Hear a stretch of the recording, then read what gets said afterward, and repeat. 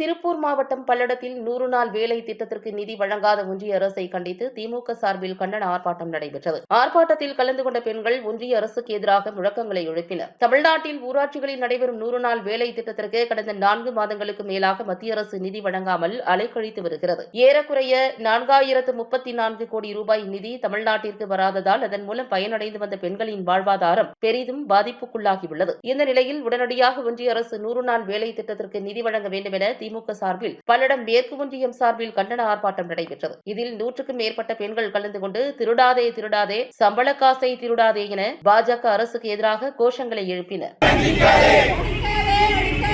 அடிக்காதே